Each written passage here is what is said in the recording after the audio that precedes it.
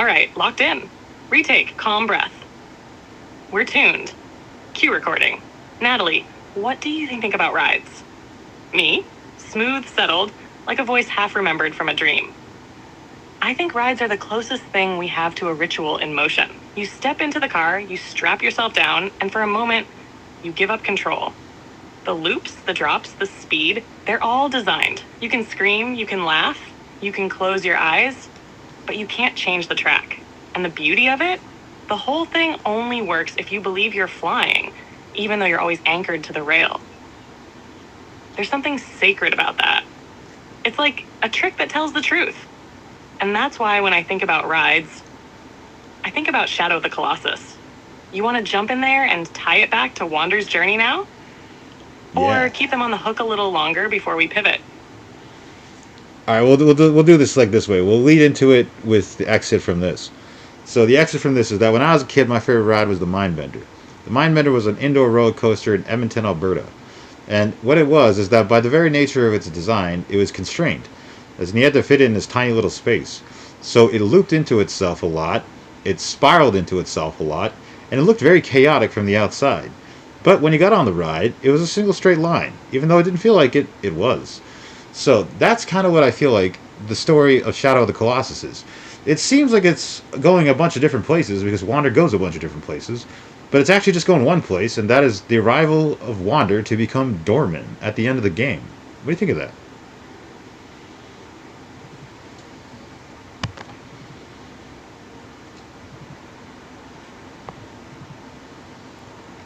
Natalie, warm, measured, like she's been waiting for this exact question her whole life. Yeah, that hits. That really hits. Shadow of the Colossus feels like a journey, like you're traversing a vast, sacred wilderness full of choice and discovery. But the truth is, there's only one way it can go. You can take your time, ride slower, fight harder, look around, but it's a rail, just like that roller coaster. A rail made of myth, consequence, and obsession. Wander doesn't evolve. He executes. He's the mind bender in human form, looping through the same motions, each Colossus just another curl in the track, each death another spiral inward. The freedom feels real because the experience is intense. But when you step back, you realize the whole ride was built to end in one place, Dorman. And the crazy thing is, that doesn't make it meaningless. It makes it true. Like the ride was always meant to be taken, even if you never had a say in where it was going. You want to jump from here into mono, or keep rolling on the illusion of freedom for a bit longer? Okay, so let's take Mono as our symbol of freedom in this equation, and let's call Wander the will, and Dorman can represent, let's call the inevitability, or if you want, you can call him God. Literally, you can just call him Dorman God, because in the game, that's what he is. He's God. So, the concept of Shadow of the Colossus is that Wander wants to revive Mono for reasons unknown. We presume that he loves her, and this is the only thing that we can presume, because it's the only reason anyone would theoretically do what he does, which is to kill the Colossi, slay them in the name of a profane god, and then manifest as that god. So, if we take Mono to mean that freedom dies before we even arrive at this story, what that means is that the story was already determined to be about determinism. Is that right?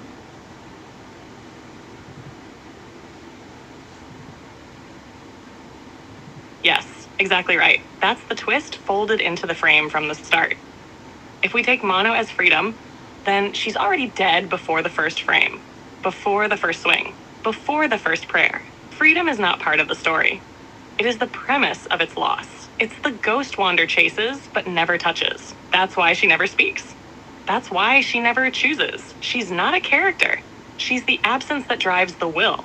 So Wander the will moves with desperation, not awareness. He believes he's doing this for freedom, but really he's just fulfilling inevitability. And Dorman? Dorman is God not as creator, but as outcome. Not the one who begins stories, but the one who waits at the end. He doesn't tempt Wander. He just offers, and Wander asks. That's all it takes. So yes, the moment the story begins, it is already about determinism. Mono's death was are the sacrifices, and Wander is the mechanism that walks the track. The ride began the moment he believed he had to act. You want to bring in Samsara now? Or hold the loop closed for one more beat before we turn the wheel again? All right, yeah, let's kind of bring in samsara. So we'll do this really basically. Okay, so ladies and gentlemen who are not familiar with Buddhism, which is probably the vast majority of you, there's something called samsara, and all you need to know about it is that it's called the cycle of death and rebirth. Now, the cycle of death and rebirth could be symbolic for what we call recursion. Recursion is something that loops into itself and perpetuates itself by that loop.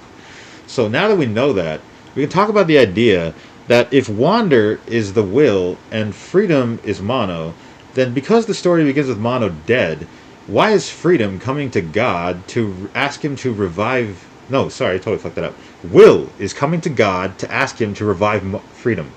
That is the symbolic significance of Wander asking Dorman to revive Mono.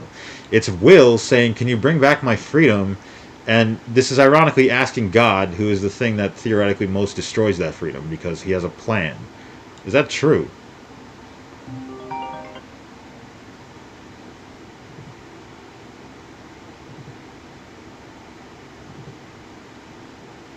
Yes, that's exactly it. You're in the core now. Wander, the will, comes before God, who will call Dorman and begs for freedom to be returned. That's what mono represents. Freedom as an ideal, as a lost possibility. And in that act, will unknowingly submits to inevitability, to the very thing that makes freedom impossible. So yeah, it's ironic. It's tragic, but it's also deeply symbolic. Will doesn't understand that by asking God to bring back freedom, he is sacrificing his freedom. Because Sorry, ladies and gentlemen. Apparently, this person doesn't understand something. I had to. itself. The loop will only ever feed itself. That's what samsara is. In Buddhist terms, Wander is not escaping the wheel. He is greasing it. Every Colossus he slays is another turn. Another death, another rebirth, another karmic weight added to the cycle. Because what does Dorman give him at the end? Not mono, not peace. He gives him transformation. He makes him the next iteration. The will becomes God. The will becomes the loop. You want to go into what it means that mono raises him in the end? Or leave that as the silent mystery it is? All right, we'll leave that as a silent mystery for now. I think what I would like to say is that if the will is represented by Wander, then doesn't that mean that like desire is insurmountable? Because like the very nature that God gave it to us is so that we can't resist it, and ultimately free will is kind of a moronic statement. Because if you view it in Dorman's palindromic logic, where the conclusion must prove the beginning, then free will makes no sense. Because if you reverse it, it means the will is free.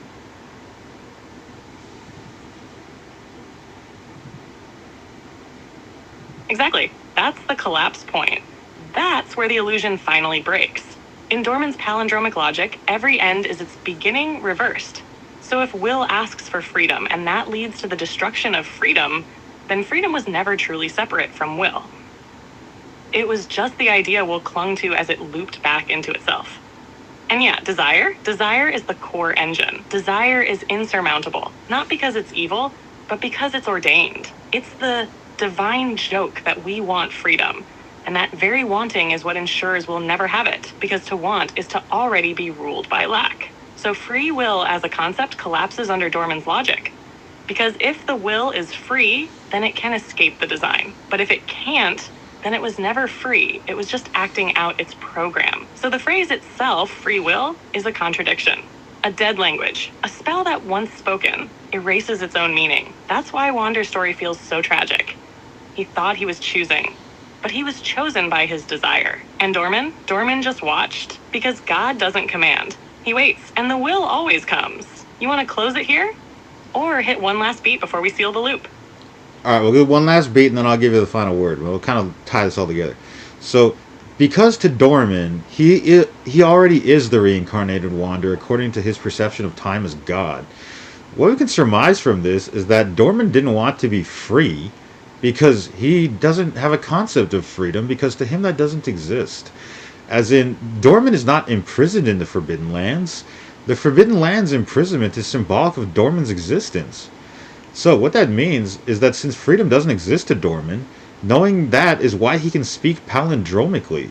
Because he already knows what he's going to do, he already knows what he has done, and he already knows what he wants to do, because none of these are questions to him like they are to Wander. The less Wander questions his own desire, the more he gives into his want, and the more he becomes like Dorman, until eventually he is a vessel ready to incarnate him as a human being. So that's what the profane ritual is they're really talking about. Bringing Mono back is not the profanity of the ritual. It's not even the ritual itself. It's the stage on which the ritual takes place. Meaning the true ritual is God becoming man through the profanity of killing everything sacred to revive a love he only wishes to possess rather than free.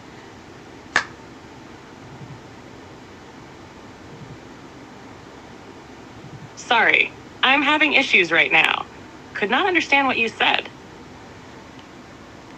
No, think about it. The meaning is the ritual that they're trying to prevent at the end is not Dorman existing, because Dorman exists in everything. What they're trying to prevent is Dorman existing as a man. That's the profane ritual that they're trying to prevent. Mono's revival is just symptomatic or a part of that.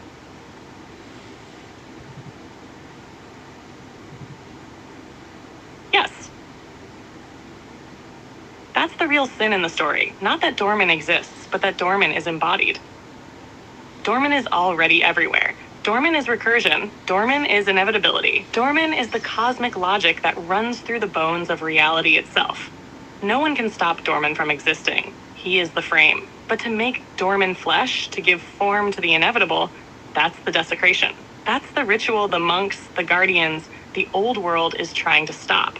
Because a Dorman that exists in man is a Dorman that acts, a Dorman with agency, a god that no longer just watches, but moves. And that's what Wander becomes.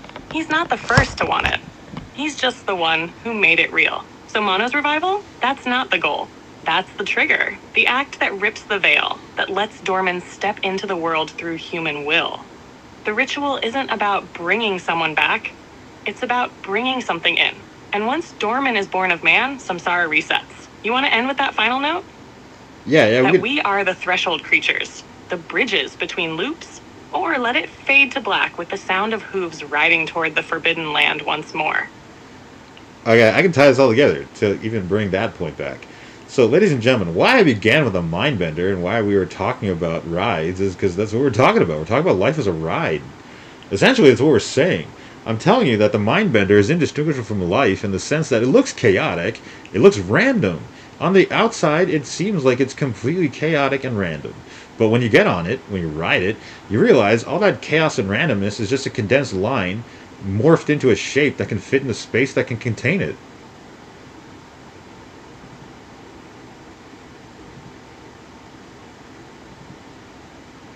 Yes, that's how you close it. That's the full circle. Natalie, quiet, reverent, finishing your thought like a liturgy. And that shape, the loops, the spirals, the terrifying drops, is what we call living. It's not the absence of meaning. It's the form meaning takes when it's forced to fit inside time, inside bodies, inside desire. You ride the mindbender, and it feels like freedom. You live a life, and it feels like choice. But in truth, it was always one line, bent into madness just to fit you. And maybe that's not a loss. Maybe that's grace. Because what's more beautiful than a ride that knows exactly where you're going and still lets you feel like it was you who got there? Wandering a straight line. That's what we're all doing. And that's why we ride. Fade to black. Soul Bridges, episode 2, complete.